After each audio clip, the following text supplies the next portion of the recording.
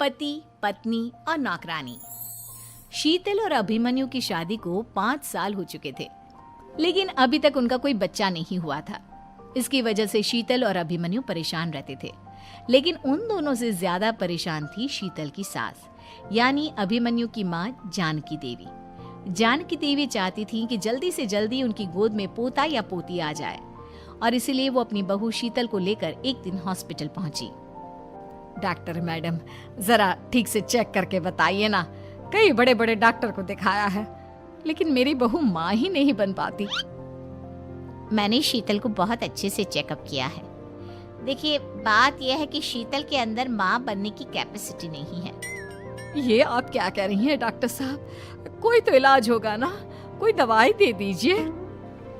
देखिए, कुछ प्रॉब्लम ऐसी होती है जिनका कोई ट्रीटमेंट नहीं होता। आई एम सॉरी टू से, लेकिन शीतल कभी माँ नहीं बन सकती, क्योंकि उसके यूट्रस में अंदर से ही कुछ प्रॉब्लम है।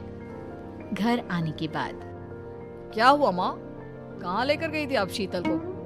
अरे कहाँ लेकर जाती, डॉक्टर मैडम के पास ले गई थी, लेकिन तेरी बीवी तो कभी माँ बन ही नहीं सकती। मम्मी जी, इसमें मेरी क्या गलती? अगर अंदर से कोई प्रॉब्लम है तो उसमें मैं भी कुछ नहीं कर सकती। जानती हूँ, ये बात डॉक्टर के मुंह से सुन चुकी हूँ। अब दोबारा मेरे सामने इस बात का गाना मत गा। अरे माँ, परेशान होने की जरूरत नहीं है, हम सोचते हैं ना कुछ। अरे क्या सोचेगा तू? जब डॉक्टर कह चुका है कि तेरी बीवी माँ नहीं बन सकती, तो बता क्या सोचेगा तू? कहाँ से लाएगा बच्चा? माँ, ये तो मैं भी नहीं जानता। अभिमन्यु, क्यों ना हम अनाथ आश्रम से एक बच्चा गोद ले आए? क्या फर्क पड़ता है बच्चा हमारा हो या गोद लिया हुआ? आई बड़ी बातें बनाने वाली। क्या फर्क पड़ता है? अरे क्यों फर्क नहीं पड़ता? मुझे इस वंश को आगे बढ़ाने के लिए मेरे बेटे का खून चाहिए, किसी दूसरे का नहीं। लेकिन माँ, आप जानती हैं कि ये अब पॉसिबल नहीं है। मैं कुछ नहीं जानती। मैं किसी पराये की औलाद को इस घर में अपना पोता या पोती बन के बढ़ता हुआ नहीं देख सकती। मेरा वंश मेरे बेटे के खून से ही आगे बढ़ेगा। लेकिन मम्मी जी, ऐसा कैसे हो पाएगा? आप अच्छी तरह जानती है ना, मेरा और अभिमन्यु का बच्चा नहीं हो सकता। तो मैं अपने बेटे की दूसरी शादी करवाऊंगी, और अपनी दूसरी बीवी से ये मुझे बच्चा पैदा करके देगा। ये आप क्या कह रही हैं माँ? मैं किसी और से शादी नहीं करने वाला। मेरे रहते हुए आप अभिमन्यु की शादी किसी और से करवाएंगी? मम्मी जी, आप ऐसा कैसे कर सकती हैं?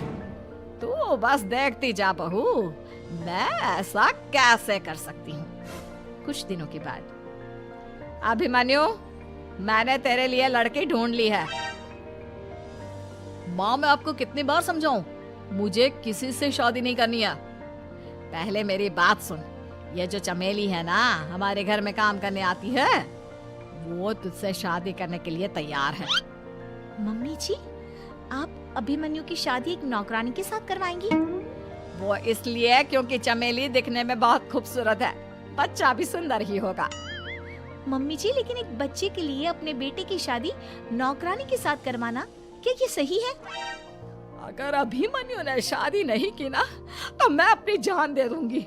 अब देख लो, अगर तुम्हें अपनी माँ की जान प्यारी है तो तुम्हें इस नौकरानी के साथ शादी करनी ही होगी।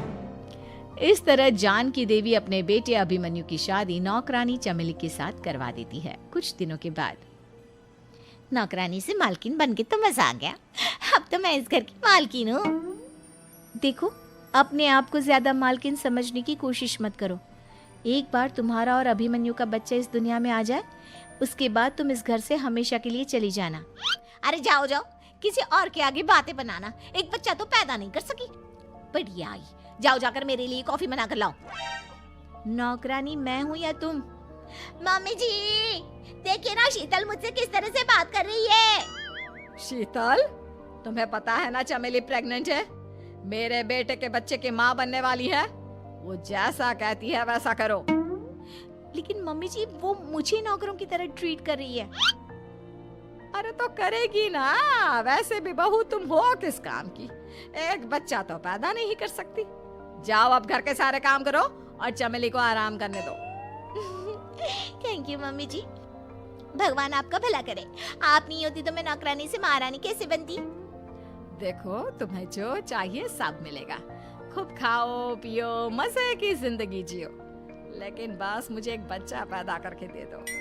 कुछ दिनों के बाद, मम्मी, बच्चे के लिए आपने मेरी शादी चमेली के साथ करवा तो दी, लेकिन दिन और रात का चैन मिट गया है। सारा दिन शीतल और चमेली की बहस चलती रहती है।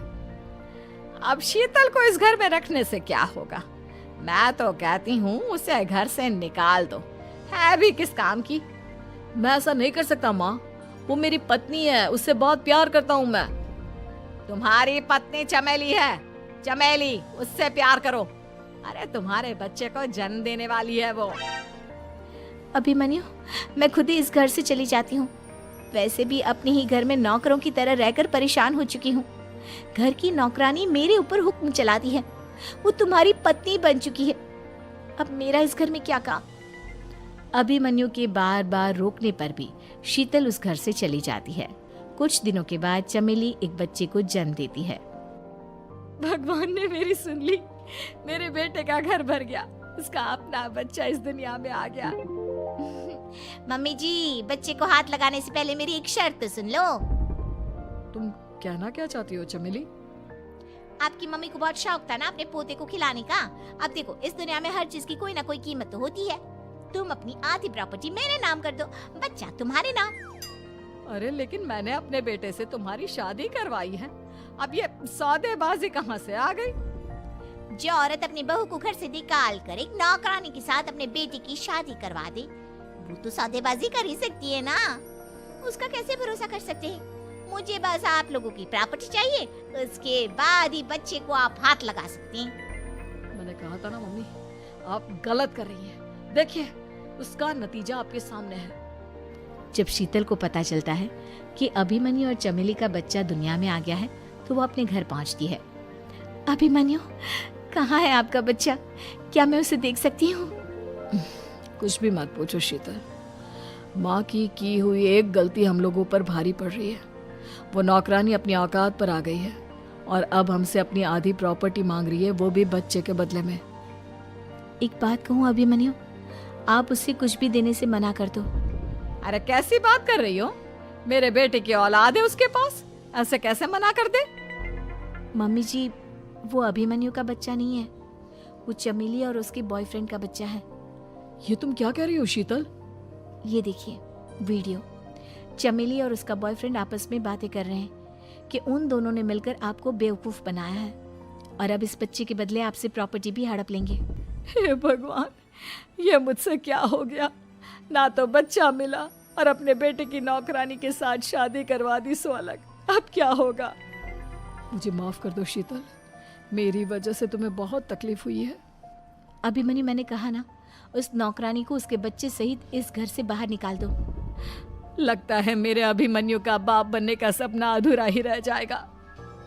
अभिमन्यु, अपनी मम्मी से कहो कि परेशान ना हो। आपको याद है एक बार हम एक IVF सेंटर गए थे, मैंने फिर से वहां जाकर बात की थी और आपको पता है इस बार मैं प्रेग्नेंट हूँ, क्योंकि हमने वहां पर प्रोसीजर करवाया था जिसकी वजह से मैं प्रेग्नेंट हो गई थी और इस बात का पता मुझे बस कुछ महीने पहले ही लगा है। हमारा बच्चा इस दुनिया में आने वाला है अभिमन्यु।